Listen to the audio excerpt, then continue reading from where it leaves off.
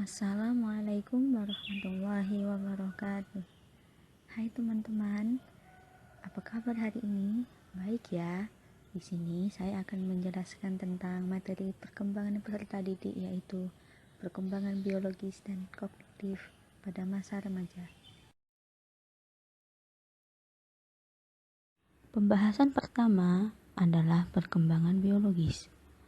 Perkembangan biologis atau sering disebut dengan perkembangan fisik adalah perkembangan yang berkaitan erat dengan proses terjadinya evolusi manusia. Selanjutnya, berikut adalah hal-hal yang akan saya jelaskan mengenai perkembangan biologis. Yang pertama, pengaruh faktor genetika terhadap perkembangan remaja. Yang kedua, interaksi faktor bawaan lingkungan dan perkembangan. Yang ketiga, ciri umum fisik perkembangan fisik remaja dilihat dari pertumbuhannya. Dan yang keempat adalah masa pubertas. Pengertian masa remaja. Masa remaja adalah masa peralihan dari masa kanak-kanak menuju kedewasaan. Pada masa ini, anak-anak cenderung mencari jati dirinya sendiri. Dan pada masa ini juga, anak-anak lebih cenderung emosional, sebagaimana potret masa remaja berikut ini. Aku tidak tahan melihat penampilanku, jerawatku memenuhi wajahku, rambutku suram dan kaku seperti jerami, tidak pernah rapi. Hidung terlalu besar, bibirku terlalu kecil, kakiku terlalu pendek, ada 4 kutil di tangan kiriku, dan orang-orang menjadi jijik karenanya. Badanku adalah bencana. Itu adalah potret masa remajanya dari Anne yang berumur dari 14 tahun. Jadi dapat disimpulkan bahwa pada masa ini anak-anak lebih cenderung berubah-ubah perasaan. Selanjutnya, pengaruh faktor genetika terhadap perkembangan remaja yang meliputi sifat dasar gen. Metode yang dipakai para ahli genetik perilaku dan temperamen. Dalam sifat gen, faktor genetika seseorang dibagi menjadi 2. Ada 4 pengaruh. Selanjutnya, ciri umum pertumbuhan fisik genotip adalah warisan genetik perkembangan fisik remaja yang paling banyak mendapat ciri-ciri yang selama ini adalah dapat mengukur pada dan berat badan. Sedangkan fenotip adalah fungsi reproduksi genotip seseorang hormonal. Ciri-ciri yang ini, sedangkan faktor-faktor yang berpengaruh pertumbuhan fisik pada remaja, masa transisi ini dapat faktor mencari sasaran atau munculnya tanda-tanda seksual pada remaja, pengaturan berbalik, metode yang dipakai pada klinika, perubahan hormonal, perubahan fisik maupun perubahan psikologis dan sosial, dan hakikat dari landasan faktor-faktor yang berperan dalam terjadinya pubertas.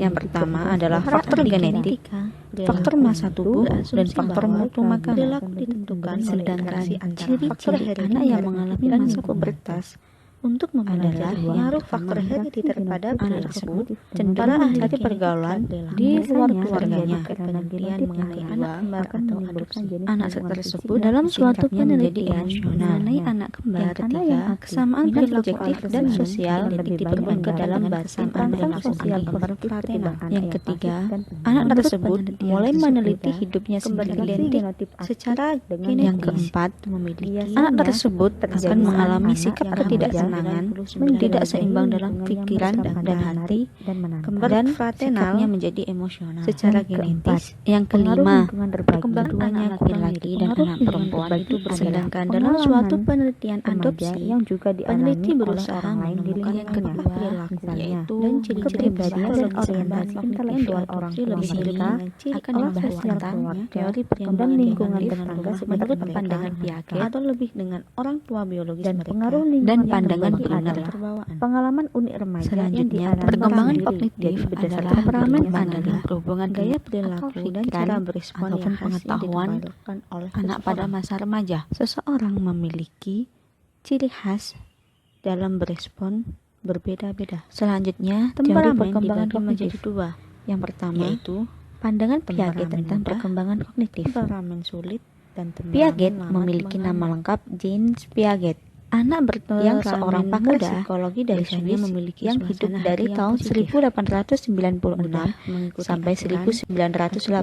Keseharian umum. Piaget berpendapat bahwa anak-anak membangun sendiri secara aktif dunia kognitif mereka. Sedangkan informasi tidak sekedar dituangkan ke dalam pikiran anak lewat lingkungan. Anak-anak juga menyesuaikan pemikiran mereka untuk menjadi gagasan-gagasan yang baru. Nah, proses ini selalu dikenal dengan istilah asimilasi dan akomodasi. Kemudian, Piaget menskemakan perkembangan kognitif manusia menjadi 4 tahap. Tahap pertama adalah tahap sensorimotorik. Tahap yang kedua adalah tahap preoperasional. Tahap yang ketiga adalah tahap operasional konkret. Dan tahap yang keempat adalah tahap operasional formal. Tahap yang pertama yaitu tahap sensorimotorik yang berlangsung sejak masa bayi sampai sekitar usia 2 tahun.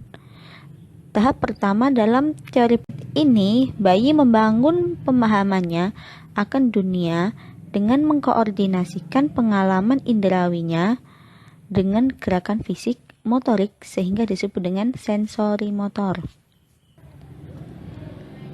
Tahap yang kedua adalah tahap preoperasional. Pada tahap ini, anak mulai menggambarkan dunia dengan kata-kata, bayangan, atau gambar. Tahap praoperasional itu berlangsung dari usia 2 sampai 7 tahun.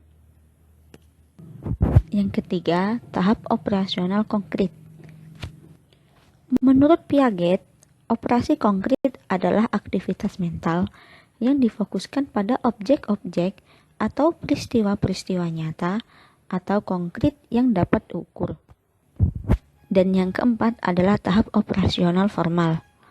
Tahap operasional formal ini adalah usia 11 sampai 15 tahun. Pada tahap ini, anak sudah mulai berpikir abstrak dan hipotesis. Maksudnya adalah, pada masa ini, anak sudah mampu memikirkan sesuatu yang akan atau mungkin terjadi.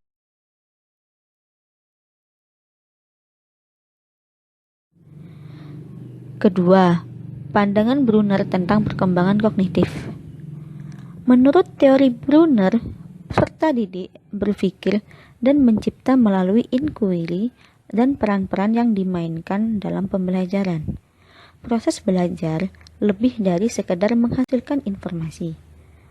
Brunner juga dalam memahami karakteristik perkembangan kognitif didasarkan pada tingkah lakunya sesuai dengan tahapannya. Tahapan tersebut dibagi menjadi 3, yaitu tahap enaktif, tahap ikonik, dan tahap simbolik. Tahap enaktif.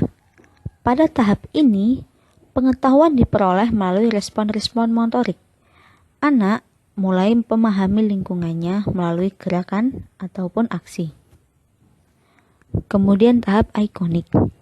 Pada tahap ini, pengetahuan lebih banyak berasal dari gambaran imajinatif. Jadi anak akan membawa informasi yang didapatnya melalui imajiner atau imajinasinya. Dan tahap simbolik. Pada tahap ini, pengetahuan lebih banyak berasal dari kata-kata yang berubah-ubah, simbol matematika, dan simbol sistem. Remaja mampu menyusun gagasannya secara padat. Pada tahap ini juga, anak sudah memahami simbol, sehingga mereka sudah dapat memaknai sebuah simbol. Brunner menyatakan, anak-anak akan belajar dengan baik jika pembelajaran yang dilakukan bermakna dan relevan dengan hidup anak.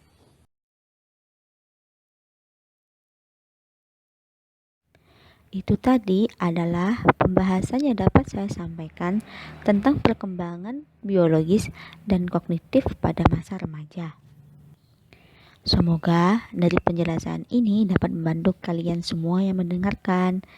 Terima kasih dan sekian. Wassalamualaikum warahmatullahi wabarakatuh.